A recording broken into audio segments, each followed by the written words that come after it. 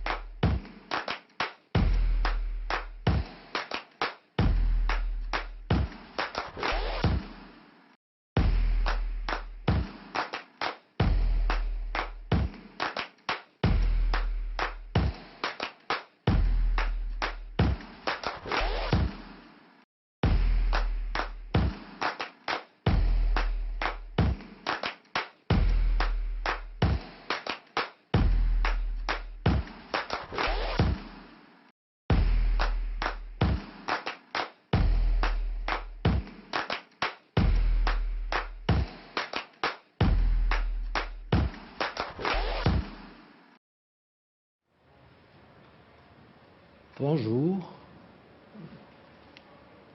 Par la présente, je vais vous présenter notre nouvelle stratégie en matière de cybersécurité. C'est en fait une sneak preview dans le sens qu'elle n'a pas encore été introduite officiellement. En fait, ce sera à la charge de M. Bettel, Premier ministre, ministre d'État, qui va la présenter dans les semaines à venir officiellement. Au niveau historique, en fait, c'est la 4e stratégie cybersécurité.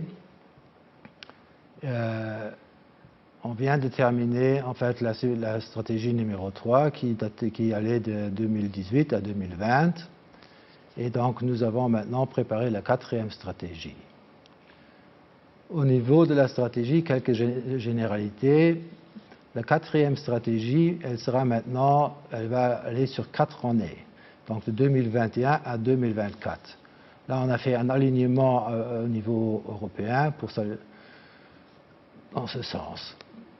On a adapté la stratégie aux exigences de la directive Nice et en fait, elle s'inscrit quand même globalement dans la continuité des stratégies précédentes.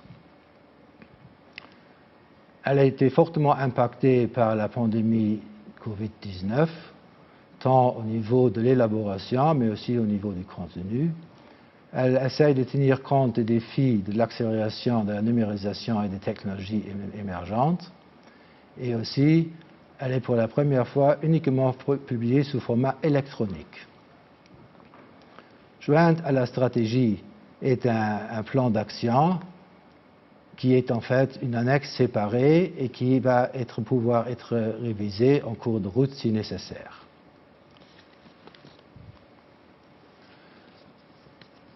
Pour l'élaboration de cette stratégie, en fait, c'est tout un groupe de travail qui a été constitué sous la présidence du Haut Commissariat à la protection nationale, qui a en fait la mission d'établir et de coordonner la mise en œuvre d'une stratégie cybersécurité.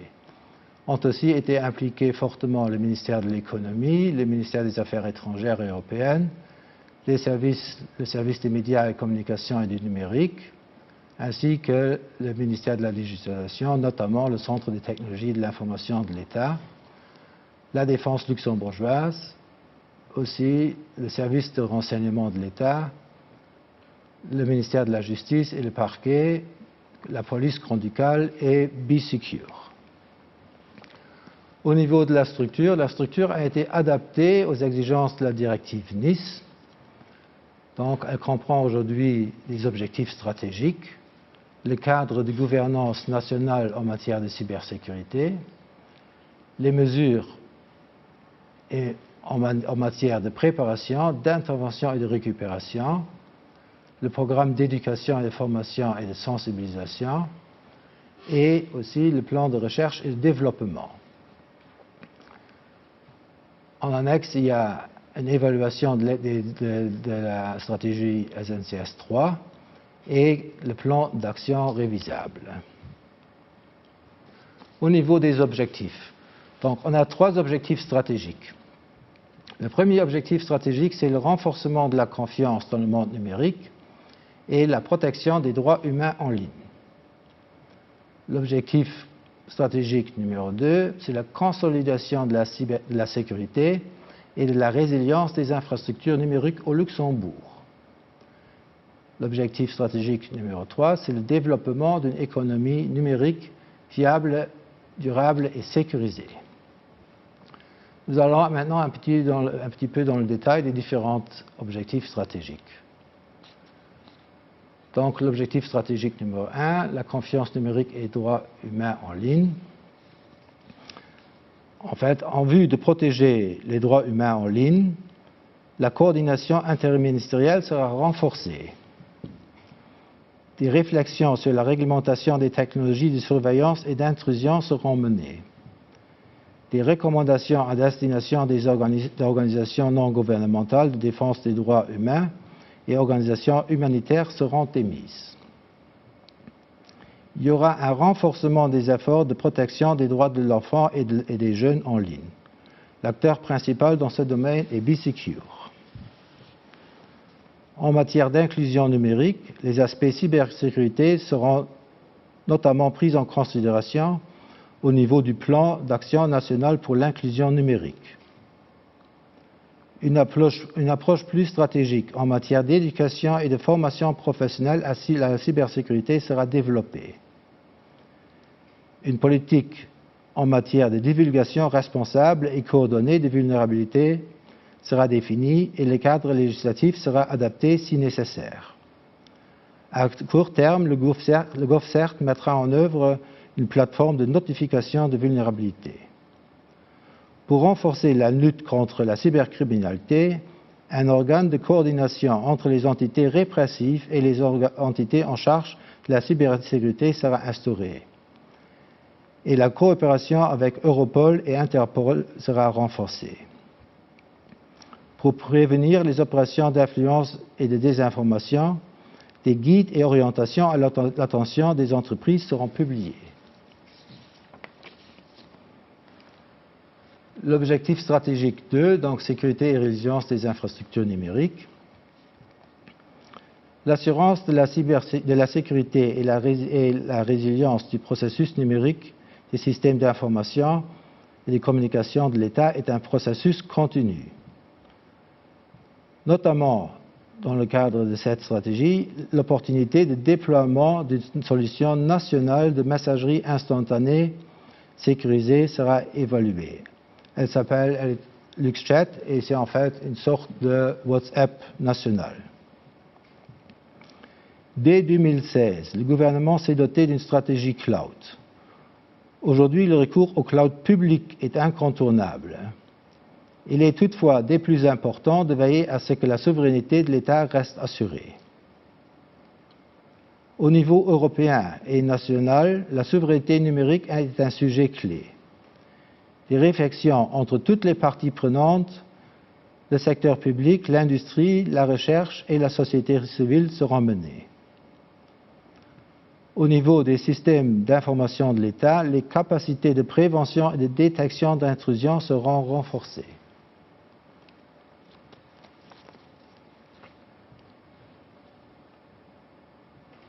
En vue de développer progressivement une conscience situationnelle partagée, l'état des lieux cyber, appelé cyberweather, sera systématisé. Des recommandations concrètes et actionnables en matière de prévention et de préparation, ainsi que des avertissements de sécurité seront régulièrement émis. Toutes les stratégies antérieures ont déjà fait la promotion pour une véritable culture de gestion des risques. Des outils d'analyse des risques adaptés aux besoins spécifiques des secteurs seront mis à disposition et les risques sectoriels systémiques seront dégagés et partagés. En matière de protection des infrastructures critiques, le Centre national de filtrage d'attaques de déni de services distribués DDoS Scrubbing Center, va monter en compétences. L'opportunité de déploiement d'un réseau national de centres auprès des opérateurs d'infrastructures critiques volontaires sera évaluée et les capacités de pentesting du GovCert seront renforcées. Dans le domaine de la sécurité des réseaux et systèmes d'information, des opérateurs de services essentiels, l'ILR va faire évoluer sa plateforme d'analyse de gestion des risques ZERIMA et va l'adapter aux besoins spécifiques des secteurs. Dans le secteur de la santé, la sécurité et la résilience des systèmes d'information et réseaux clés sera renforcée. Et l'opportunité de mise en œuvre d'un Information Sharing and Analysis Center, respectivement d'un SOC dédié, sera étudiée.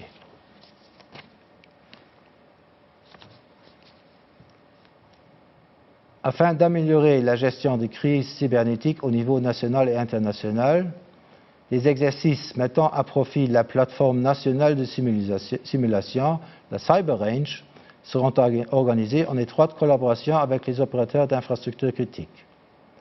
La participation à des exercices internationaux permettra de développer les compétences et d'affiner les processus au niveau national.